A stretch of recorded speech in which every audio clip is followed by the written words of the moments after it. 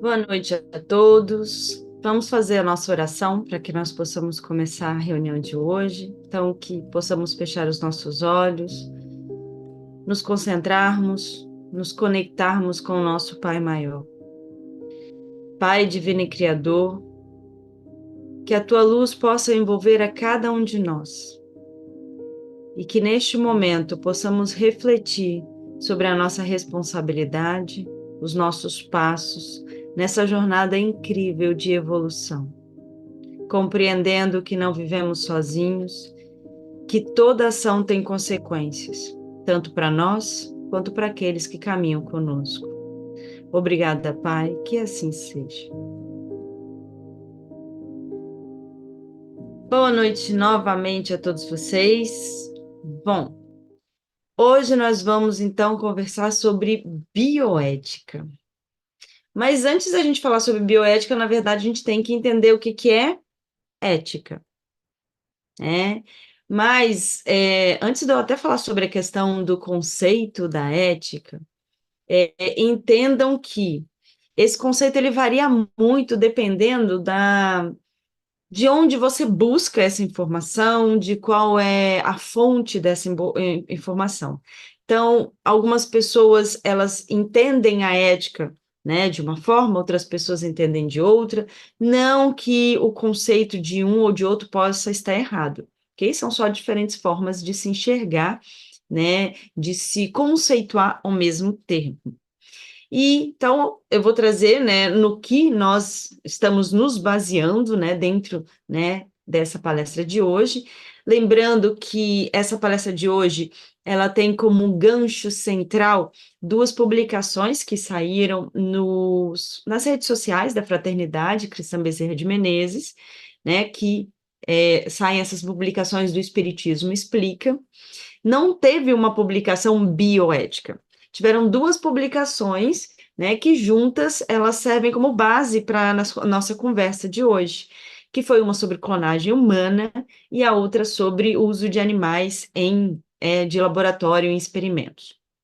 A gente vai ter um momento para a gente poder falar sobre isso, mas antes a gente precisa entender qual é toda a base, né, relacionada à ética. Bom, ética, o termo ética, como eu disse, ele pode ter diferentes conceitos e muitas vezes ele é até confundido com outro termo que a gente também vai tratar hoje, que é a moral. Algumas pessoas consideram ética e moral como sinônimos, mas não é a forma como a gente vai lidar com isso hoje. Porque a gente vai trabalhar aqui hoje a ética dentro de um contexto de que a ética seria o conjunto de valores ou princípios que regem o comportamento de um indivíduo ou um grupo de indivíduos. Então, os valores ou princípios que regem o meu comportamento fariam, então, parte da ética que eu sigo. Essa ética, esse conjunto de valores e princípios, geralmente reflete a moral da sociedade ou do povo que eu estou inserido. Então, a minha ética, em geral, ela está ligada diretamente à moral da sociedade a qual eu estou inserida. E o que seria essa moral? A moral, ela está relacionada ao conceito de certo ou errado, existente dentro de uma sociedade ou de um povo, o que está intimamente ligado com as tradições e a cultura desse povo.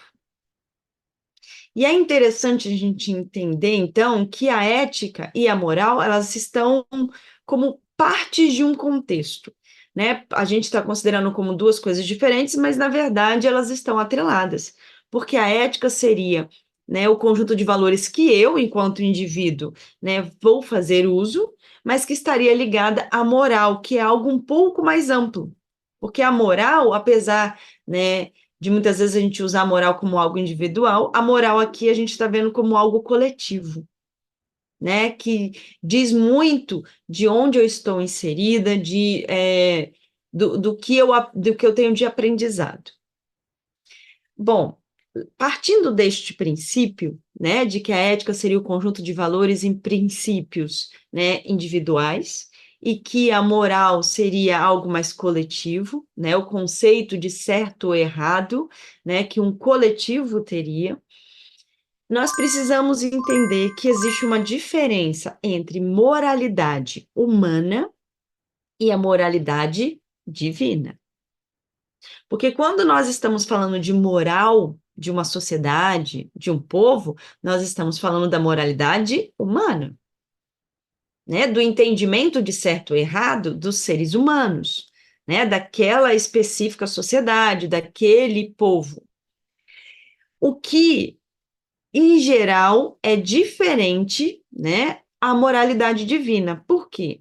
A moralidade divina seria o conjunto de leis divinas, né, que regem o universo, às quais nós temos um acesso restrito, né? Nós não conhecemos todas as leis divinas em toda a sua profundidade, né? Por quê? Porque a espiritualidade não quis nos trazer essa informação? Não, porque essa informação é trazida à medida em que nós temos condição de entender.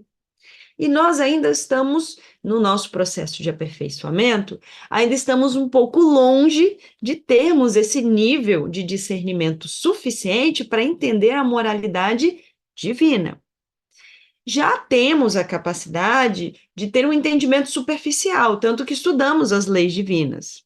Temos um entendimento superficial do que a espiritualidade nos explica que é certo ou errado, mas não na profundidade, na amplitude que efetivamente a moralidade divina ela existe. Por quê? Porque nós ainda não temos a bagagem moral para entender, né? Para que a gente consiga entender o pouco que a espiritualidade nos traz, já é difícil, né? Então, nós recebemos essas informações à medida em que vamos evoluindo. A nossa moralidade, que é a moralidade, o entendimento de moralidade humana, é um entendimento de moralidade que ainda está muito ligado ao que é material. Muitas vezes nós vemos no nosso entendimento de o que é moral, é, regras ou direcionamentos que estão mais atrelados à matéria em si do que à vida espiritual. Mas por quê? Porque nós estamos na matéria, ainda somos apegados à matéria, ainda temos, né, uma dificuldade muito grande de entender a vida fora da matéria. Então, a nossa moralidade humana ainda está muito atrelada ao materialismo. Além disso, a nossa moralidade, a moralidade humana, ela, como eu disse no início, ela vai variar de um lugar para outro e de uma época para outra. Por quê? Porque se a moralidade é o conceito de certo e errado de um povo, de uma sociedade, dependendo da mudança que ocorre nessa sociedade, o entendimento de moral também muda.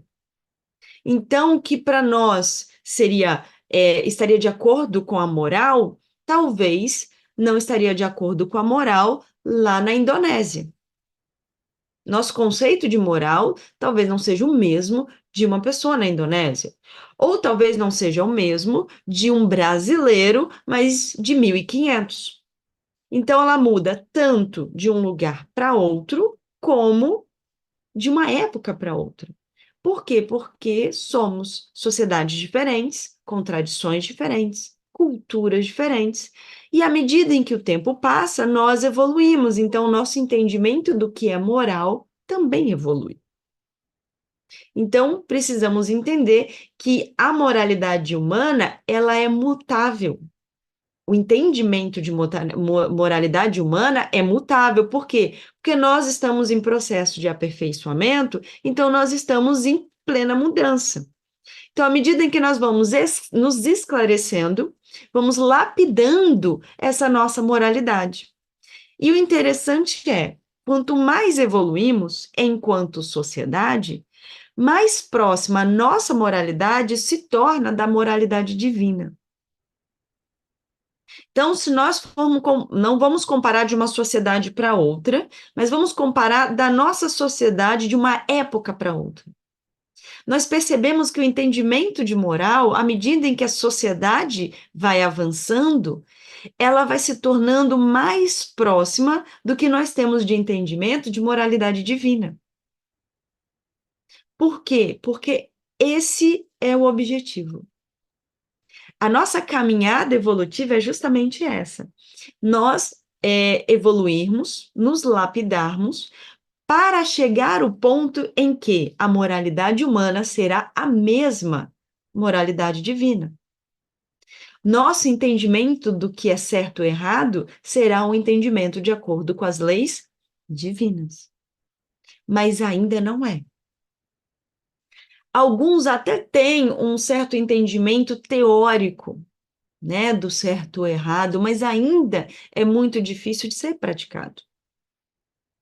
Então, a ética, ela está justamente neste processo. É como se a ética fosse a prática desse entendimento moral.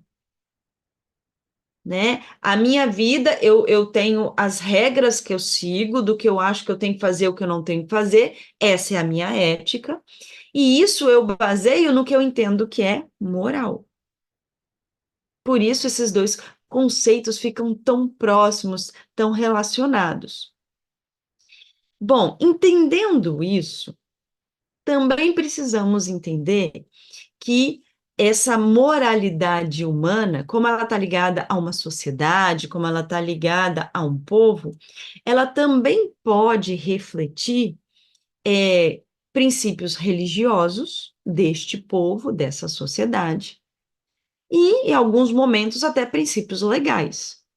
Então, muitas vezes nós observamos que a moralidade ela está muito atrelada, às vezes, à legislação de uma sociedade, de um povo, ou ao entendimento religioso desse povo. Mas não é regra. Existem muitas coisas que, para nós, enquanto sociedade brasileira, né, na nossa sociedade aqui, para nós é legal perante a lei, mas no nosso ponto de vista de moralidade, para nós é imoral. E também existe o contrário. Existem aquelas coisas que para nós moralmente seria correto, mas para a lei é visto como ilegal. Por quê? Porque nós ainda estamos lapidando todo esse processo. E à medida em que nós vamos evoluindo moralmente, nós vamos também alterando questões legais, princípios religiosos, tudo isso está sendo trabalhado em conjunto. Porque as leis materiais, elas são necessárias justamente para nos direcionar. Então, é um processo que vai acontecendo, não é uma evolução linear, mas que vai acontecendo ao mesmo tempo. Então, nós vamos encontrar essas divergências em alguns momentos. Fala, Bruno. Temos perguntas. Uma Denise colocou aqui no chat: moral poderia ser entendida como norma e ética como princípio? Eu colocaria até o contrário. Porque no meu entendimento, né? Vamos ver se eu entendi o que a Denise quis dizer. Que a norma é um conceito do que é certo ou errado. E a ética são os princípios, são as normas que você cria, as regras que você cria, baseado nesse seu conceito de certo e errado. Então, o mais amplo é a moral. Então, a moral vai te dizer qual é o caminho certo, qual é o caminho errado, né? E o que é ético são as regras que você vai pré-estabelecendo com base nessa moral. Então, com base no que eu acredito que é certo, isso eu não posso fazer, isso eu posso. Isso eu não posso, isso eu posso. Aí é a minha ética.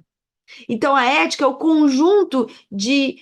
Eu não gosto muito do termo regra, porque a ética não é lei. Então, não é aquela coisa, eu tenho que seguir, eu sigo porque eu acho que é certo ou errado, mas que está relacionado com um conceito mais amplo, que é a moral. Se eu não tiver, né, se não tiver me entendido, é só falar que eu falo, explico de novo. Tem mais alguma? Sim, temos algumas. O Espiritismo preconiza o respeito pela vida em todas as suas formas. Considerando essa afirmação, como a doutrina aborda questões como o tratamento de prolongamento artificial da vida? Vamos lá. Aí a gente vai entrar agora na questão da bioética. O que é a bioética? É quando esses valores, princípios, essas regras, né, elas vão ser atreladas a questões ligadas à vida, né? O bio aí significa vida. Então, todas as regras éticas que sejam atreladas a procedimentos, situações que envolvam a vida, e aí não é só a vida humana, é qualquer tipo de vida, nós vamos chamar então de bioética. Né? Então, se você, por exemplo, tem lá o seu conjunto de regras que você estabeleceu para você como certas e erradas, né, dentro do que você tem que seguir, mas dentro lá do seu âmbito do seu trabalho, isso é a sua ética. É a sua ética no ambiente de trabalho. Agora, se o seu trabalho é como médico, isso envolve a vida de outras pessoas, o risco de vida de outras pessoas, aí nós já encaramos como uma bioética. Então, a bioética seria uma área dentro da ética que está relacionada a tudo aquilo que envolve a vida, seja ela humana ou não. Bom, como a gente viu, né, a nossa moralidade não é a moralidade divina. Então, muitas coisas que nós consideramos como éticas ou antiéticas não necessariamente estarão em concordância com a moralidade divina. E é muito difícil para nós, às vezes, compreendermos isso. Por quê? Porque nós ainda estamos muito ligados à matéria. Então, vou pegar um exemplo que você deu no questionamento do prolongamento da vida. Vamos lá. Se tem uma situação em que uma pessoa ela está muito doente, em fase terminal, né? Mas e essa situação, essa doença que ela está vivenciando, traz muita dor, muito sofrimento, e ela decide encurtar a sua vida. Ela quer abreviar a sua vida para sofrer menos. Isso é ético ou antiético? Isso vai depender, porque como né, a gente está conversando, a nossa ética está ligada à nossa moral, a qual não é divina. Então, ela vai variar de acordo com onde você está inserido. Em muitos lugares do mundo é considerado como ético, em outros lugares como antiético. Mas e com relação à moralidade divina, seria ético ou antiético? Aí é uma coisa que nós precisamos raciocinar. Porque a moralidade da nossa sociedade não necessariamente é a moralidade divina. E como o nosso objetivo é que a nossa moralidade um dia seja igual à divina, nós sempre temos que pensar: será que isso está de acordo com a moral divina? Aí nós vamos precisar fazer o quê? Buscar o conhecimento. Dentro do contexto espírita, da doutrina espírita, nós entendemos que a vida material ela existe como uma possibilidade de vivenciarmos situações que serão consequências das nossas ações, sejam elas dessa vida ou de vidas anteriores, mas que, independente de qualquer coisa, essas situações terão aprendizados para a minha evolução. Compreendendo isso, a vida material, seja ela agradável ou não, seja ela com dor ou sem dor, com sofrimento ou sem sofrimento, ela é valiosa. E, portanto, abreviar esta vida talvez não estivesse de acordo com a moralidade divina. No entanto, nós também aprendemos na doutrina espírita que temos livre-arbítrio. E que mesmo que as nossas ações elas não estejam de acordo com a moralidade divina, elas gerarão consequências que nos trarão aprendizado. Então, se mesmo eu tendo esse conceito de que não deveria abreviar minha vida, né, porque eu estou numa situação que me traz dor, mas mesmo assim eu quero fazer, e o lugar onde eu vivo me permite fazer, você tem esse direito, assegurado pelo seu livre-arbítrio. mas isso gerará consequências, as quais você terá que vivenciar e aprender com elas. Por isso que a gente sempre fala que a doutrina espírita, ela nunca proíbe ou condena, ela direciona, ela guia. Então ela vai te dizer, olha, o ideal seria esse caminho, mas você tem o direito de seguir o caminho que você quiser e tá tudo bem, porque você vai aprender em todos eles. Em alguns você vai aprender de uma forma um pouco mais trabalhosa, mais árdua, mas vai aprender. Então, de forma alguma, a doutrina espírita vai dizer que você está errado, que você não pode fazer, você está proibido de fazer, mas ela nos direciona. Então, neste entendimento, né, de valorizar a vida material, seja ela qual for, qualquer tipo de abreviação dessa vida estaria ferindo, né, esse entendimento.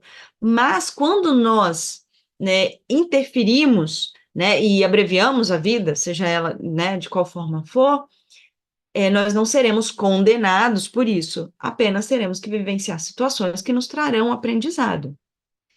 A questão é justamente nós avaliarmos, né, qual é a nossa ética e o quanto nós queremos estar em concordância com a ética divina, com a moral divina. Pode falar, Bruno. Quais são as considerações éticas espíritas sobre a participação de humanos em pesquisas médicas e experimentais? E como garantir que essas práticas sejam realizadas de maneira ética e responsável? Tá, vamos lá. Primeiro, vamos entender a questão como que a bioética vê isso fora da questão espírita, e depois a gente coloca dentro, né, sobre a visão do espiritismo. Primeiro, nós precisamos entender que, como eu disse no início, a ética, ela segue a moral de uma sociedade, o que pode ou não estar atrelado a uma legislação. Em geral, né, principalmente quando nós estamos falando de vidas, isso acaba se tornando uma legislação. Então, muitas vezes, algumas regras, elas começam como um conjunto de regras éticas apenas, e depois de um tempo elas se tornam leis. Então, por exemplo, a bioética, que é o conjunto de direcionamentos, de princípios, de valores que cientistas, que médicos têm que seguir, hoje, algumas delas já são leis. Né? Então, não é só eu devo fazer isso porque é o certo, não, você tem que fazer isso porque é uma lei, e se você infringir essa lei, você vai ter que arcar materialmente com isso. E isso é normal de acontecer. Algo começar como apenas ético e se tornar legal, né? Uma lei, fazendo parte da legislação.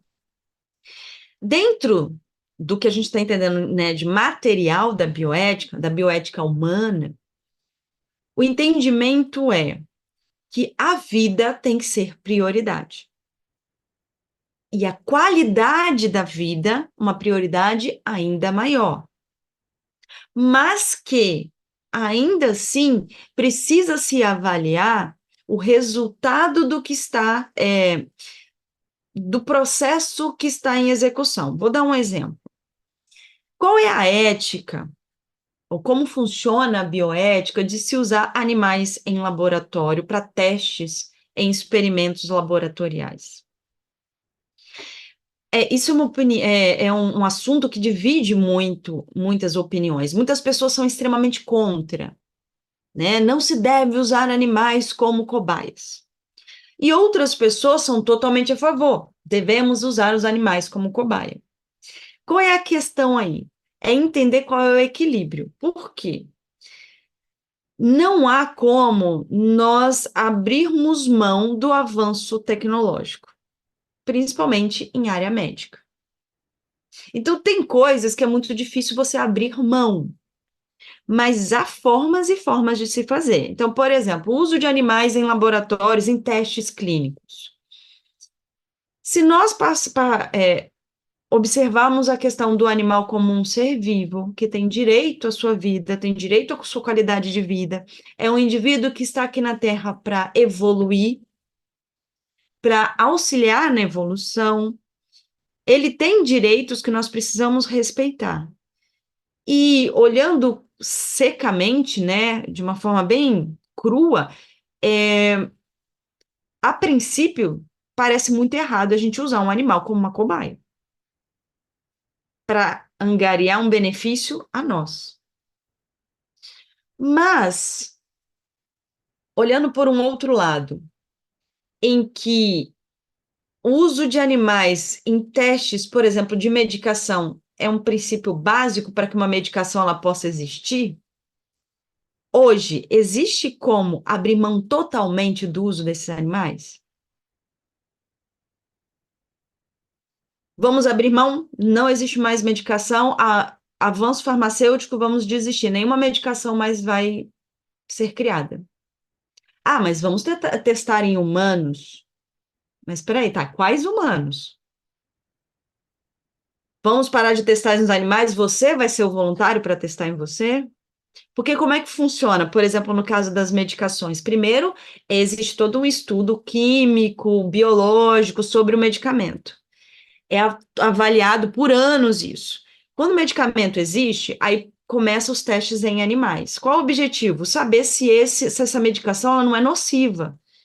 Apesar de já se ter estudado e ter verificado que ela não é, precisa do teste para saber se ela não é nociva, se não vai fazer mal organicamente. Passou no teste em animais, aí sim entra em testes em humanos. Porque aí agora o teste humano não é para saber se é nocivo, é para saber se funciona.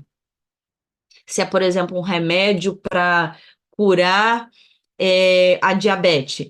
Primeiro você testa em animais só para saber se vai fazer mal para o animal, porque se faz mal para o animal, vai fazer para o humano. Passou nesse teste, aí vai para o ser humano para saber se funciona para curar a diabetes.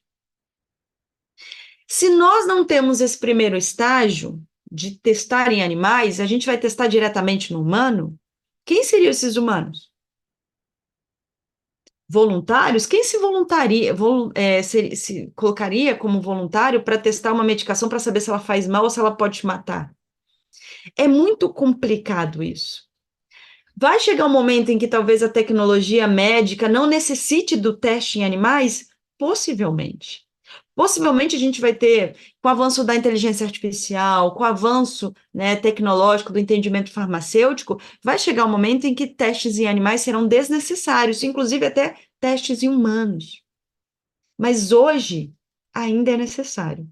E aí? Como é que funciona a ética? Porque eu pensando na melhoria da saúde da humanidade, eu vou ter que testar em animais. Mas se eu pensar no bem-estar dos animais, então a bioética ela entra como? No equilíbrio. Ok, precisamos dos animais ainda. Então temos que testar com o maior respeito, o menor sofrimento e com o maior cuidado possível. Existem regras que precisam ser seguidas. Nenhum teste pode levar o sofrimento animal. Nenhum teste feito pode ser um teste desnecessário. É só quando é necessário. Então tem que ser feito todo o estudo possível antes de chegar no teste do animal.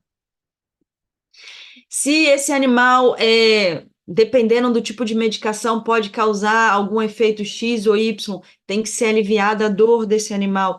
Existem regras que têm que ser seguidas. E hoje em dia essas regras são leis. Né? Existe todo um código, né, de proteção aos animais que precisam ser respeitados. Então, entendam que a bioética, ela fica muitas vezes entre a cruz e a espada. Por quê? Porque a bioética, ela está ali para regulamentar, né, um comportamento científico, médico, que muitas vezes ela só vai dar o equilíbrio, porque ela não vai conseguir resolver ou agradar a todos. As pessoas que são contra testes em animais não vão ficar felizes, né? Mas é o que dá para ser feito sem se abrir mão do avanço na medicina, por exemplo. E como o espiritismo enxerga isso? O espiritismo ele entende a necessidade do avanço tecnológico, né? Vamos pensar na sociedade desde o momento em que ela surge, né, há milhares de anos atrás e o momento que nós estamos hoje. Provavelmente todos nós estamos aqui nessa sala conversando neste momento porque lá na década de 40, na década de 50, surgiu um remédiozinho chamado antibiótico, que caso contrário, possivelmente muitos de nós nem existiríamos. Por quê? os nossos pais ou os nossos avós teriam morrido de alguma doença bacteriana e não teria sido curado. Né? Tuberculose, por exemplo, matou milhares de pessoas e hoje ela é totalmente curável por causa de uma medicação que surgiu com o avanço, né, da tecnologia, da medicina. Então, a espiritualidade, ela entende a necessidade desse avanço. O que ela prega é a moderação. O que ela prega é a reflexão sobre como fazer. De novo, a doutrina espírita não proíbe, não condena, ela nos guia.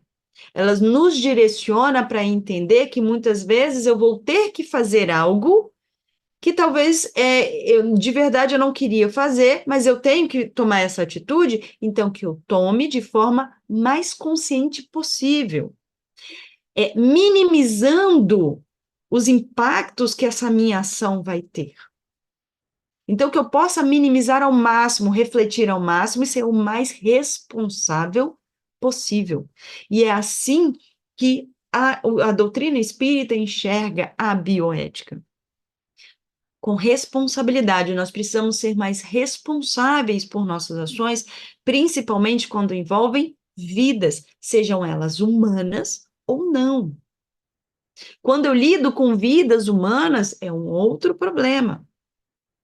Né? Um médico, muitas vezes, ele tem que entender que ele é um ser humano, ele é um ser humano, ele é falível, mas ele está numa posição hierárquica entre ele e o paciente, que o paciente muitas vezes se entrega.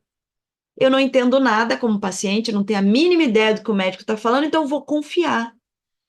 Então, ele tem que ter a responsabilidade e a ética de agir sempre buscando o melhor para a vida do seu paciente, sempre respeitando a lei, obviamente, mas também o direito e a opinião desse paciente, esclarecendo ao máximo esse paciente. Então, o que a doutrina espírita sempre vai pregar é a necessidade da nossa, de refletirmos, termos consciência e sermos responsáveis. Pode falar, Bruno.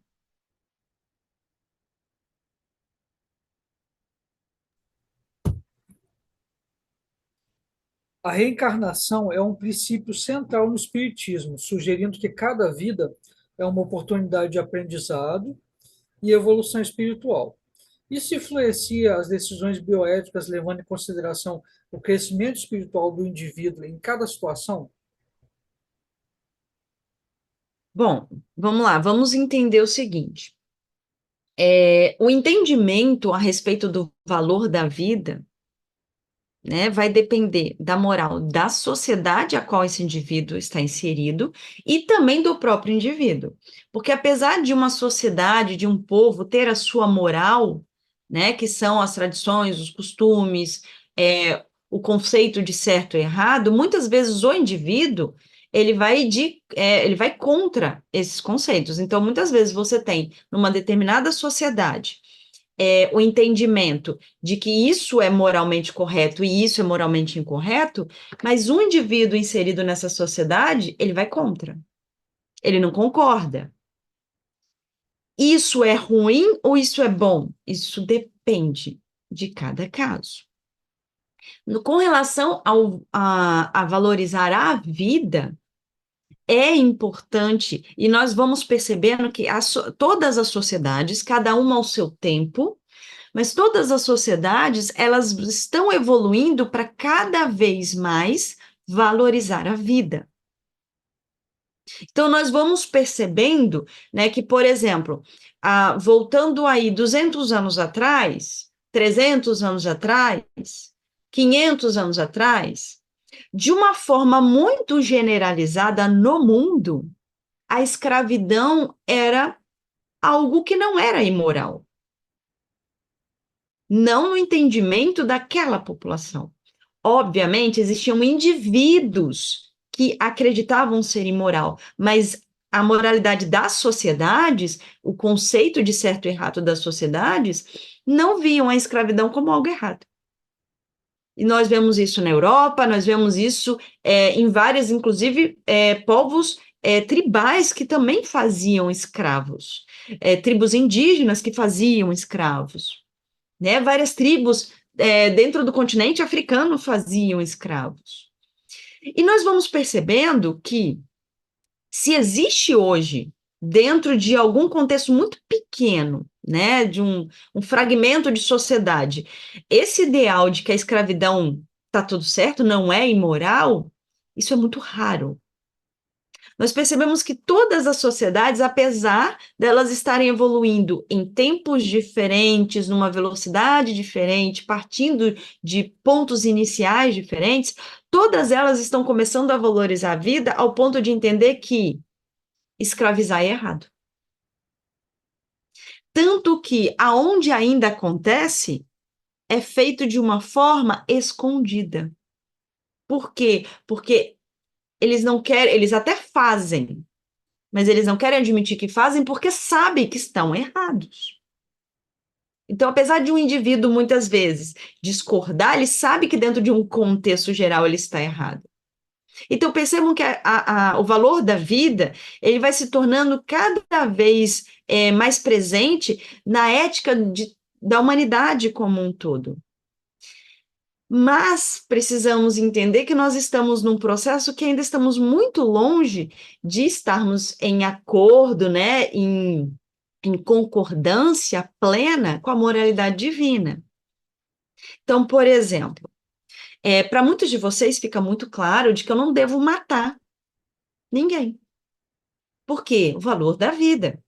Mesmo que uma pessoa tenha, né, roubado os meus bens, eu não devo ir lá e matar essa pessoa. Isso é um entendimento muito geral hoje. Existem pessoas que infelizmente, tiram a vida de outras pessoas, sim. Mas o entendimento amplo, moral, na maioria das sociedades, é que não devemos matar. Mas, para cada indivíduo, como nós ainda estamos construindo esse conceito de moralidade, como a nossa moralidade ela ainda é muito inicial, quando a gente compara com a moralidade divina, a gente sempre coloca parênteses nesses entendimentos. Por quê? Matar é errado, mas se é a vida do meu filho que está em jogo, aí eu posso matar. E aí, de uma forma geral, a maioria de vocês provavelmente pensa assim. Ah, mas se é entre a vida do fulano e a vida do meu filho, eu vou matar a pessoa. Mas matar não é errado? A moral nos diz que tirar a vida de alguém, independente de quem é a pessoa, o que ela fez, é imoral. Mas no meu entendimento, ainda muito materializado, ainda muito apegado a questões pessoais, é muito difícil eu enxergar isso. E eu não estou aqui dizendo que nós somos, né, falando que as pessoas que pensam assim são pessoas que são ruins, que estão erradas. Não, é o nosso momento evolutivo. Para nós ainda é muito difícil, por mais que isso às vezes teoricamente exista, eu tenho que valorizar a vida e não deveria matar ninguém. Mas no seu íntimo você põe alguns pontos, fala assim, nesse ponto é justificável, nesse é justificável. Mas se é imoral em qualquer situação. Então percebam quão distante está a nossa moralidade e a moralidade divina? Mais interessante é pensar não na distância, mas o quanto nós já nos aproximamos dela. Porque há um tempo atrás, eu nem buscava justificativa para poder tirar a vida de alguém. Eu achava que qualquer vida eu podia tirar. Hoje, eu só falo assim, só tiraria se nessa situação. Então, nós já estamos alcançando uma proximidade maior com a moralidade divina. Ainda falta muito. Mas é um processo evolutivo. Então, o nosso código de ética, ele está sendo lapidado. A nossa bioética está sendo lapidada. Mas ela ainda precisa de muito trabalho para alcançar, né, esse entendimento de valor à vida real, divino. Então, quando fala da reencarnação, da importância da vida, na teoria parece muito fácil.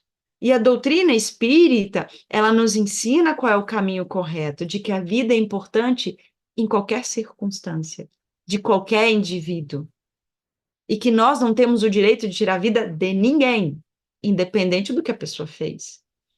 Mas a doutrina espírita também entende que nós somos seres limitados e que ainda temos muita dificuldade em colocar em prática, principalmente quando nos afeta diretamente. Então, sim, o valor à vida está ligado diretamente a essa questão da bioética, mas vamos entender que nós ainda estamos lapidando essa nossa bioética, né? Esse nosso conjunto de regras morais. Fala, Bruno. Já não seria tempo de deixarmos de adoecer o físico, tratando o espírito, perispírito, e pararmos de usar seres como experimentos? Então, são caminhos e caminhos, né? O que que é mais ético, né? Na verdade, o que que é mais inteligente? Eu investir numa vida, num avanço tecnológico de conseguir curar doenças, ou investir na saúde para que eu nem fique doente? A questão é que muitas vezes a gente não quer abrir mão de prazeres que muitas vezes vão trazer prejuízo à nossa saúde material. Então, para aquela pessoa que está com câncer de pulmão, ela entende muitas vezes que, não estou dizendo que todas as pessoas que têm câncer de pulmão é porque fumaram, porque obviamente existem exceções, mas uma pessoa que está lá com câncer de pulmão, ela até entende que aquele câncer é resultado das suas ações, mas ela quer a cura, ela quer continuar aqui na matéria, então ela quer o remédio, ela quer o avanço tecnológico. A pessoa que está com qualquer tipo de doença, mesmo que essa doença ela resulte em ações, como consequências das suas ações, e às vezes até pretéritas, mesmo assim ela quer o avanço. Né? Eu falei do câncer de pulmão, mas o câncer de pulmão é um resultado direto de uma ação dessa vida. Vamos pegar uma outra coisa. O Parkinson. O Parkinson é uma doença neurológica, né, degenerativa, em que o indivíduo ele vai perdendo o controle dos movimentos, né? Então ele começa a não ter o controle das mãos e isso vai progredindo até o ponto que se torne tão amplo que a pessoa, infelizmente, ela vem a óbito. Porque ela não consegue mais engolir a comida, ela não consegue mais respirar direito, ela já não consegue fazer funções vitais, porque muitas funções dependem, né, do funcionamento muscular que ela não controla mais. O que que motiva, né? Por que que uma pessoa tem Parkinson? Cada caso é um caso, né? É um problema físico? É um problema genético, biológico? É. Por que que ele existe? No planejamento dessa pessoa já existia, né, esse planejamento, já estava lá na genética do indivíduo, na sua formação, a possibilidade do Parkinson. Por que que estava lá? Vai depender da história de vida dela. Às vezes é como uma consequência de uma ação de uma vida passada, às vezes é como uma oportunidade dela colocar à prova muitos aprendizados que ela já angariou, vai depender de cada caso. Agora, independente do que for, independente de qual é a raiz, o que que uma pessoa com Parkinson quer? Quer um remédio que a faça ter uma qualidade de vida maior. Que ela consiga, pelo menos, comer sem engasgar com a comida. Então, é muito difícil a gente não querer o avanço tecnológico, o avanço da medicina. Né? E às vezes é muito fácil a gente falar que não, a gente tem que investir na qualidade da vida para que você não fique doente. Concordo plenamente.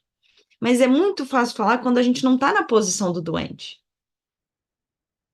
Porque a pessoa que está lá acamada, a pessoa que ela está com dificuldade de ter uma vida com qualidade, ela quer essa vida com qualidade. E se existe a possibilidade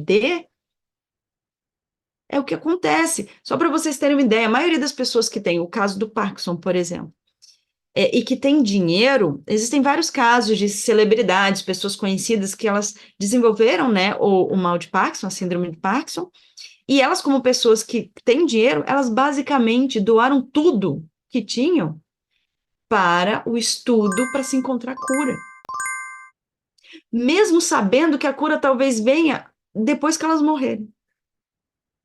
Porque elas vivenciam aquela doença de tal forma que elas falam assim: não, eu tenho que ajudar de alguma forma, se não vai dar tempo para mim, que dê tempo para alguém. Isso tem o seu valor moral também. Eu entendo, né, que existem todas as questões bioéticas com o desenvolvimento, né, desses experimentos. E é por isso que a bioética existe, para poder regulamentar. Regulamentar para que esses experimentos ocorram com o mínimo de impacto possível. E, gente, é muito difícil, né? E eu falo assim, como bióloga, é muito difícil nós é, vivermos novamente no mundo sem impacto, em que a nossa existência não vai impactar negativamente a vida de alguém, seja ela humana ou não. Né? Eu sou contra os experimentos com os animais, ok. Tudo que você consome é totalmente orgânico. E quando eu falo tudo, eu sou vegano, eu não uso nada de couro, eu não uso nada que foi testado em animal. Ah, tá, a sua parede da sua casa também, o jornal, o equipamento do seu celular, porque tem um impacto gigantesco com o material que é usado para fabricar o seu celular e com o lixo tecnológico que ele gera. Quer dizer que o veganismo, então, é desnecessário? Não, porque você está diminuindo o impacto, e isso é ótimo. Quanto mais a gente diminuir o impacto, melhor. Agora, esse ideal de não ter impacto, infelizmente, é muito difícil, principalmente num planeta com 8 bilhões de pessoas. Então, se não dá para não existir o impacto, que nós possamos amenizar. E é por isso que a doutrina espírita, ela vem nos falar da responsabilidade. Porque ela sabe que vai acontecer o impacto, que nós vamos impactar a vida do outro negativamente em algum momento, né? Que nós vamos destruir em algum momento, em que nós vamos acabar explorando os animais em algum momento. Mas que isso seja feito de uma forma responsável, com o mínimo de impacto possível dentro da tecnologia nos permite hoje. No futuro, eu espero que a gente consiga diminuir ainda mais, que a gente consiga ter um avanço na medicina, por exemplo, que a gente não vai precisar testar nada em animais. Mas hoje não dá. As vacinas são testadas primeiro em animais. Os medicamentos, a maioria deles, são testados primeiro em animais. E não tem como você tirar agora, não vamos ter mais medicamentos, acabem-se as vacinas, acabe-se tudo. Então, o que que a gente precisa fazer? É entender que nós precisamos diminuir o nosso impacto negativo na vida do outro, seja na vida do seu vizinho, seja na vida do seu patrão, seja na vida do seu filho, seja num animal, seja no meio ambiente. E aí nós precisamos, então, repensar as nossas ações e entender que essa bioética, ela vai muito além de experimentos. Porque, por exemplo, eu sou contra a escravidão. Então, eu não escravizo ninguém. Mas eu sei que uma loja, ela vende roupas que é fruto de trabalho análogo à escravidão. E mesmo assim eu compro lá? Bom, isso aí vai chegar, em algum momento essa conta vai chegar, porque essa responsabilidade eu tenho. Se eu não sabia, ok. Agora, se você sabe, mesmo assim o faz, não é porque não é você que está lá escravizando que você não tem responsabilidade. Isso também fere, né, a questão ética. Se você é contra a escravidão, você é contra escravizar e financiar a escravidão. Porque é isso que eu faço quando eu compro de quem escraviza, eu estou financiando. Então, todas as minhas ações, elas têm impacto e eu tenho que refletir.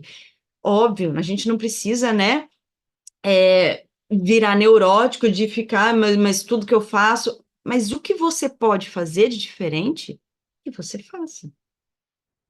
Fala, Bruno.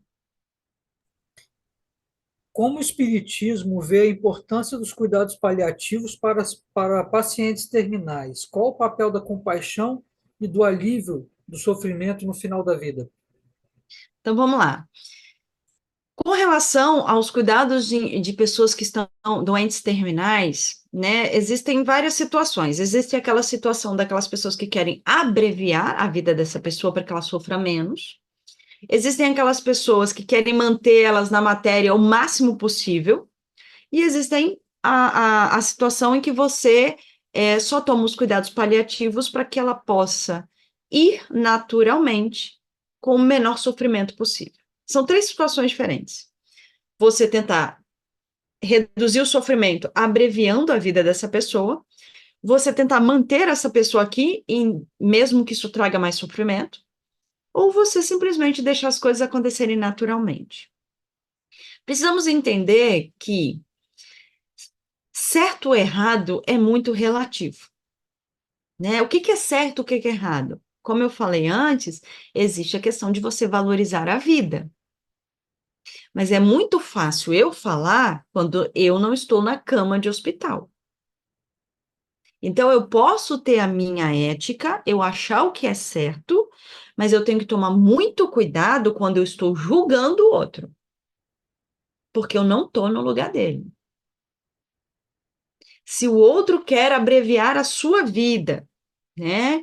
Porque ela está num sofrimento muito intenso nessa doença terminal, eu posso até entender que eu não faria isso. Eu posso até entender de que viver ali, mesmo em sofrimento, vai trazer aprendizado. Mas eu tenho que tomar muito cuidado para não julgar o outro que deseja isso. Por quê? Porque eu não estou no lugar dele. Eu não estou no lugar dele. E quando eu falo isso, é porque eu não estou sofrendo o que ele está sofrendo e nem tenho a bagagem de aprendizado que ele tem. Porque muitas vezes, para mim, é tão claro de que a vida vale a pena mesmo com dor, mas para ele isso não é tão claro. E eu tenho que respeitar o tempo do outro. E outra coisa, às vezes eu tenho isso claro na minha cabeça porque eu não passei por aquela dor. Porque talvez, se eu passasse, eu também ia querer abreviar a vida. Então, falar quando eu estou fora da situação é muito fácil. Óbvio, se você for olhar a questão de como a doutrina espírita vê a vida material, obviamente, você não deveria abreviar a vida. Mas se o indivíduo assim o quer fazer e ele pode fazer, porque aqui no Brasil a gente não pode, né? Aí seria contra a lei até. Mas se ele pode fazer, se ele quer fazer, ele busca fazer, quem sou eu para julgar? A questão da pessoa que quer manter a vida, e aí isso aí é uma coisa que a gente precisa pensar, porque muitos de nós não paramos para pensar nisso. Existem pessoas em que elas estão num estágio terminal, em que a gente fica tentando todo tipo de tratamento alternativo e tratamento novo, por quê? Principalmente a família, porque todo mundo quer que ele continue ali. Né? Então, sua mãe está num estado terminal e você quer tratamentos novos, medicamentos novos, porque você não quer que ela desencarne. Primeira coisa que a gente precisa entender, essa é a vontade do paciente ou da família? Porque é a vida dele, não é a minha. Primeira coisa que eu preciso avaliar. Então, eu não posso, né, impor a minha vontade se o outro não quer isso. E muitas vezes é o que a gente faz. Né? A pessoa ela entende que ela não quer fazer aquela cirurgia, que ela não quer passar por aquele tratamento que é doloroso, e a gente se revolta, e a gente grita, não, mas você poderia viver mais e não está querendo, mas no entendimento dela tem um custo que ela não quer pagar. Ela não está querendo abreviar a vida dela, ela só quer ir naturalmente, mas você quer mantê-la aqui. Isso é certo ou errado? Muito subjetivo. Porque a vida material é importante? É, mas nós precisamos entender que a vida material a qualquer custo também é um problema. A qualquer custo você vai manter a pessoa aqui? Será que às vezes não é melhor só os cuidados paliativos para que ela possa ir sem sofrimento? Mas também quem sou eu para julgar? Às vezes o próprio paciente prefere a dor, mas quer ficar na matéria. É o desejo dele, então ótimo, vamos procurar todos os tratamentos possíveis para prolongar essa vida, se é isso que você quer.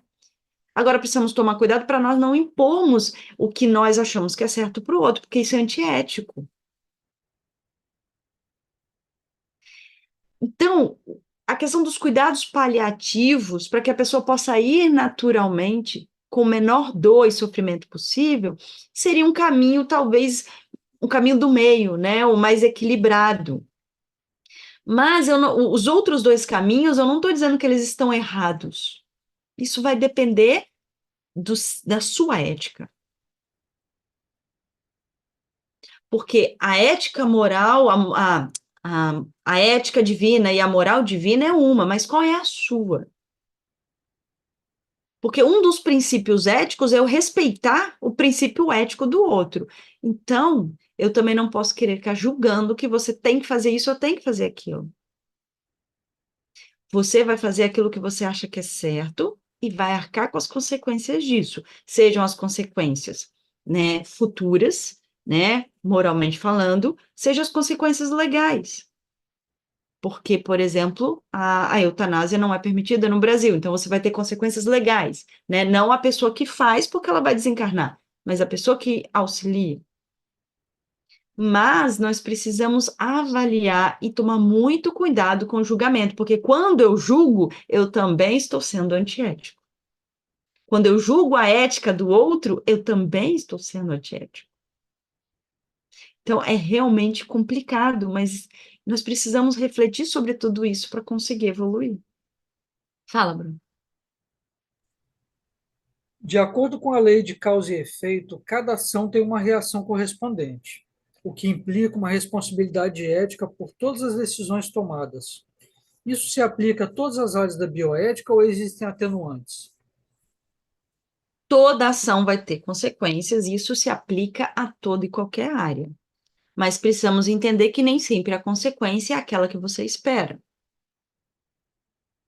Porque a consequência da sua ação, ela pode variar. Porque a consequência ela vai existir de acordo com a sua capacidade de aprender com essa consequência.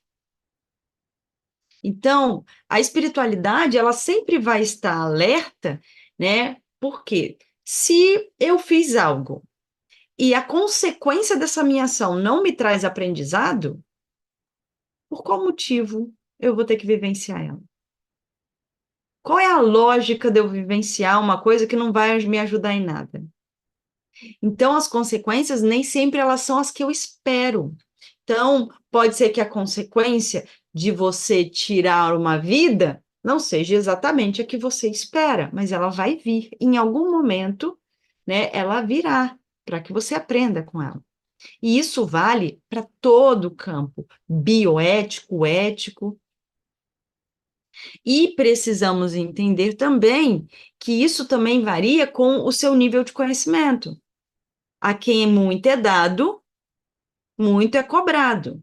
Então, por exemplo, se eu vivo num ambiente em que o meu conhecimento moral, muito limitado, me diz que isso é certo de se fazer e isso é errado, e eu sigo isso, mas depois, mais tarde, eu descubro que esse era o meu conhecimento moral, mas que é inverso à moralidade divina, o fato de eu ignorar vai ser levado em consideração.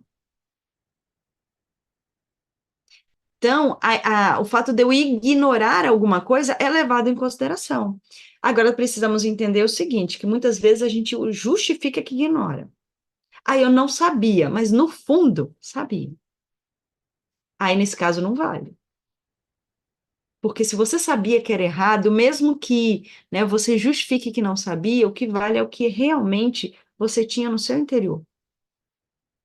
Porque às vezes você tá numa sociedade que tem um determinado conceito de moralidade, mas a sua bagagem é muito superior a essa sociedade, você sabia que não devia fazer. Mesmo que todo mundo concorde que você devia fazer, você sabia que não devia. Então, por exemplo, digamos que um de nós reencarna numa sociedade em que os direitos da mulher, por exemplo, são mínimos. Você reencarna lá, mas você tem uma bagagem moral de todas as suas vidas anteriores.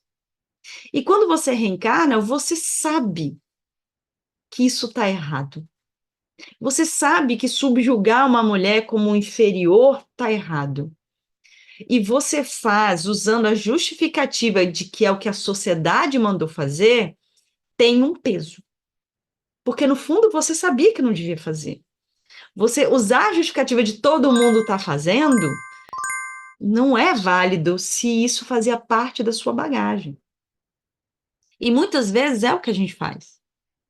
Ah, todo mundo faz, então eu vou fazer também. Avalia, porque lá no íntimo, às vezes, você sabe que não deveria fazer.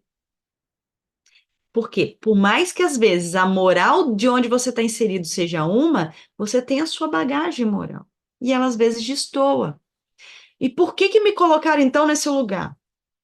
Se eu sei que eu tenho que valorizar né, o direito de todo mundo, o direito da mulher, o direito da criança, o direito. E me colocam numa sociedade que não valoriza, por que que me colocaram lá? Para eu fazer a diferença. Para eu começar a servir de exemplo. Para eu começar a despertar aqueles que estão ao meu redor. Ah, mas se eu começar a ir contra essa sociedade, eu vou acabar sendo presa, eu vou acabar morrendo. Tudo bem, você não precisa ser um Marte, mas você pode fazer pequenas ações que vão fazer a diferença dentro do seu âmbito familiar, por exemplo. Você não precisa sair na rua e revolucionar o país, né, que diz que mulheres não têm direitos. Mas você pode ensinar o seu filho que mulheres têm direitos. Você pode respeitar o direito da sua esposa dentro da sua casa. Isso você pode fazer. Então, nós temos sim, quando nós temos essa moralidade que está além, né, do padrão de onde estamos inseridos, nós temos esse papel, estamos ali por um motivo, é para fazer a diferença. E muitas pessoas são colocadas ali para fazer a diferença. Então, nem sempre quando você destoa de onde você convive, você está errado. Às vezes, não, você está ali para mostrar às pessoas que o que elas estão fazendo é errado. Basta nós lembrarmos que, nesse conceito de ética e de moral, para os judeus da época, Jesus era o ser mais antiético e imoral possível. Ele destoava totalmente do que as pessoas consideravam como moralmente adequado. Mas ele estava errado? Não, ele estava ali exercendo uma missão, que era tentar mudar o pensamento daquelas pessoas. Nós não precisamos ser Jesus, não temos esse nível de discernimento, não vamos mudar toda a humanidade. Mas se a gente puder dar o exemplo e auxiliar na mudança daqueles 5, 6 que estão à nossa volta, já é uma grande coisa. Fala, Bruno. O que dizer do respeito que devemos ter com o cadáver? Faz parte da bioética? Novamente é a questão do equilíbrio, né? Existem, por exemplo, muitas escolas de medicina que já estão abolindo o uso de corpos biológicos, né, cadáveres no estudo da anatomia. Existem alguns que estão usando modelos, existem alguns que usam, por incrível que pareça, pessoas vivas com pintura da musculatura e tudo mais. Existem com o avanço tecnológico, né, modelos que são holográficos, existem várias coisas que estão sendo utilizadas para não precisar mais usar um cadáver, né, não manipular e não muitas vezes, né, utilizar, né, aquela pessoa às vezes ela nem concordou de estar ali, né? Muitos acabam sendo utilizados como peças anatômicas são pessoas que, na verdade, eram indigentes, não foram nem escolha de eu vou doar meu corpo. É uma pessoa que ninguém buscou o corpo dela e ela não tinha documento e acabou, né, indo parar, dependendo do caso, numa escola de medicina. Mas precisamos entender que precisamos ver o equilíbrio, porque hoje dá para a gente não usar cadáveres no estudo da medicina?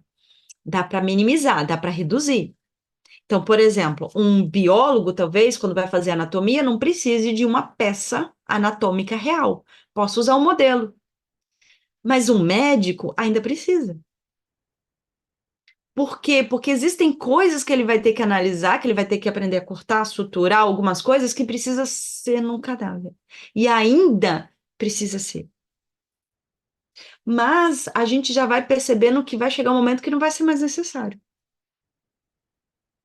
Então, o que que a gente tem que fazer? É encontrar o equilíbrio, é o menor impacto. Primeira coisa, é lutar para que as peças que são usadas em estudos anatômicos sejam de pessoas que realmente doaram o seu corpo para o estudo, né? Então, que a gente possa dar preferência a isso. Né? E isso é muito feito, mas, querendo ou não, ainda se usa muito a questão de um corpos que ninguém, né, procurou por eles, eles são indigentes, não tinham documento e acabam indo para lá.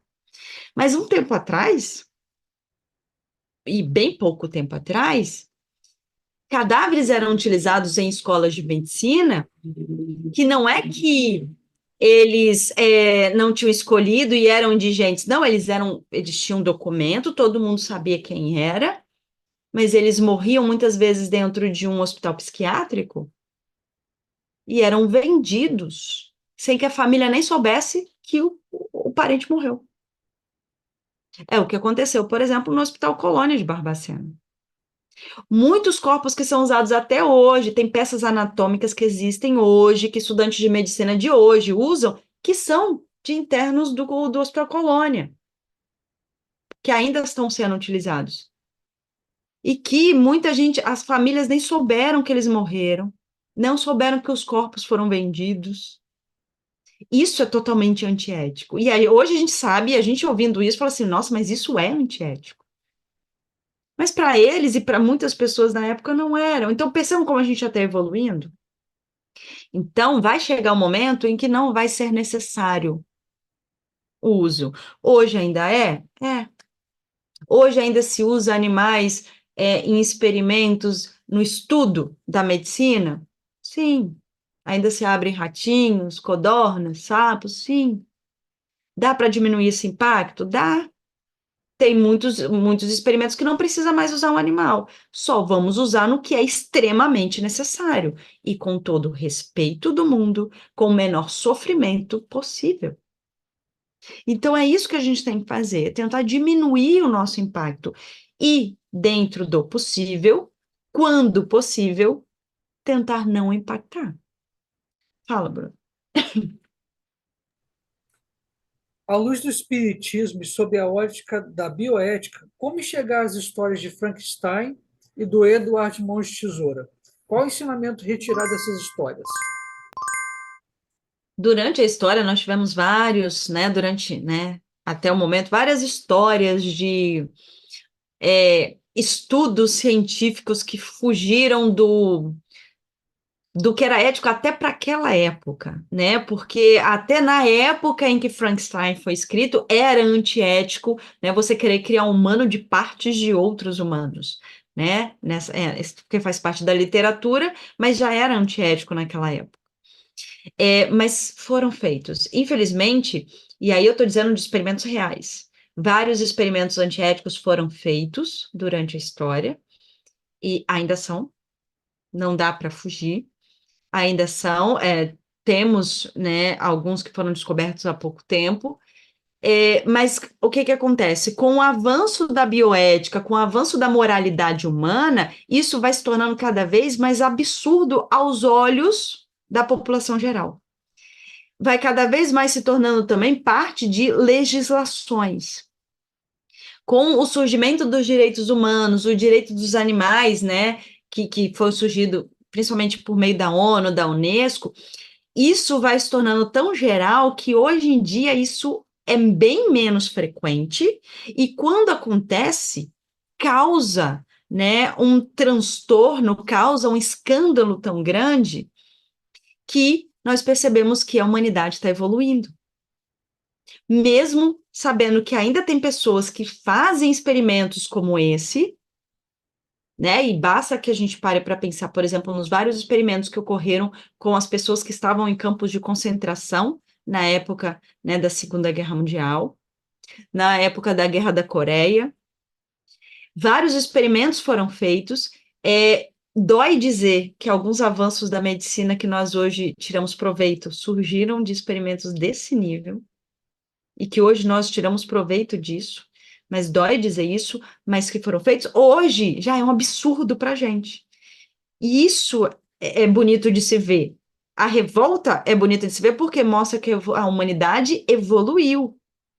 Então, o escândalo que alguns praticam, né, infelizmente acontece, não deveria, foge à ética até humana, mas quando acontece, mostra o quanto nós evoluímos, porque mostra o quanto nós nos revoltamos, o quanto nós buscamos que isso acabe.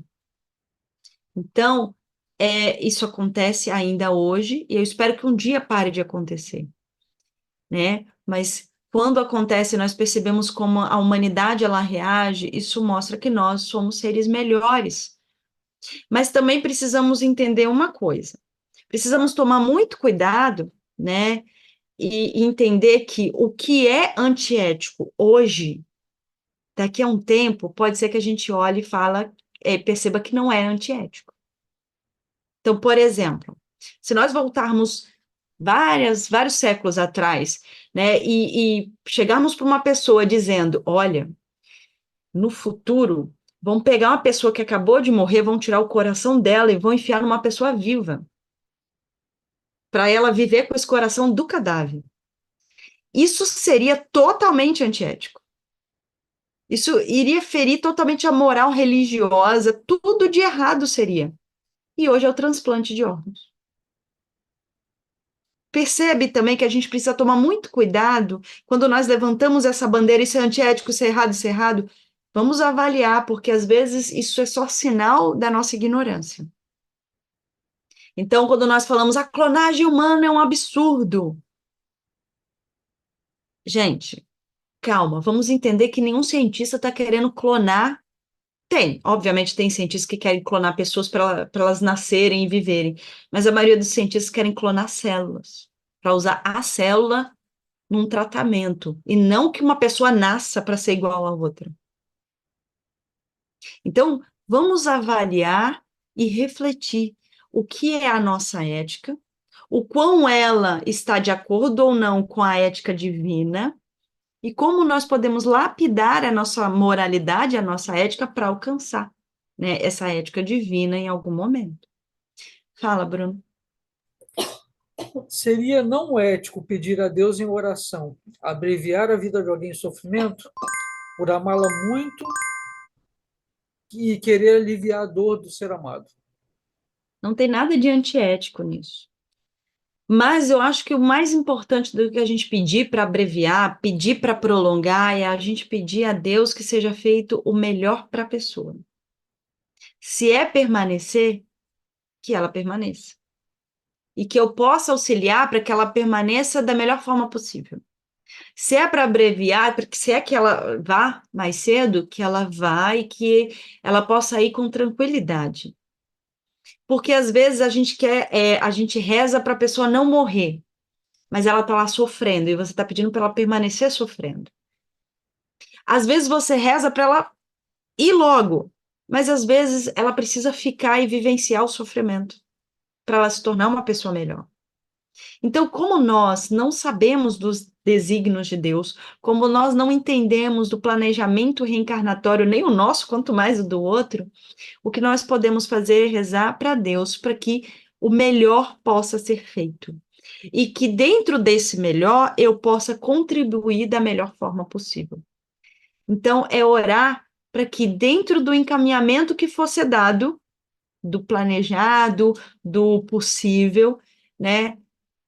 A maior quantidade de aprendizado possível seja angariado e que eu possa também aprender com a situação, né? Porque às vezes eu vou ter que viver com aquela pessoa sofrendo por mais tempo e aquele aprendizado não é para a pessoa só que está sofrendo, é para mim também, né? Para eu ser mais resiliente, para eu ter mais fé, para eu ter paciência. Tudo tem aprendizado.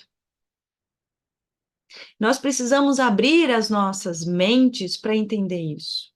E tomar muito cuidado com as nossas verdades, que muitas vezes elas estão tão solidificadas dentro de nós que nós não paramos para pensar que elas precisam ser lapidadas.